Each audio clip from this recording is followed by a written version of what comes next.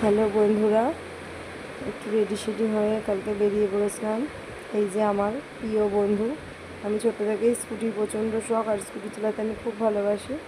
তো টুকটুক টুক করে এটাকে নিয়েই যেখানে যাই সেখানে টুকটুক করে নিয়ে চলে যায়, এটাই আমার সাথী।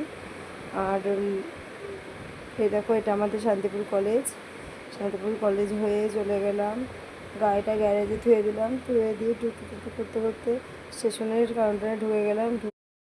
কেটে নিলাম, টিকিট কেটে এই করতে করতে একটু দাঁড়িয়েছিলাম, তারপরে চলে এলো ট্রেন। ট্রেনে উঠে পড়লাম। উঠে তারপরে ট্রেনটা টুকটুক করে যাচ্ছে। আমার মনে হচ্ছে কতক্ষণে পৌঁছাবো। আমার ট্রেনে উঠলে খুব শরীর খারাপ করে, জানো তো বন্ধুরা। তোমাদের কার কার শরীর খারাপ হয় একটু বলবে ট্রেনে করে। ট্রেনে উঠলে আমার প্রচণ্ড বমি হয়। তো তারপরে এই করতে করতে আমি যেখানে যাওয়ার ছিল আমার শিমুরালিতে, সেখানে পৌঁছে গেলাম।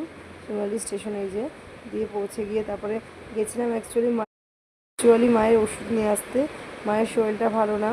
তো দিদি ওষুধ কিনে ওখানে দাঁড়িয়েছিল, দিদি থেকে ওষুধ নিয়ে একটু দিদির সাথে গল্প টল্প করছিলাম, যেহেতু দিদির সাথে অনেকদিন পরে দেখা হলো।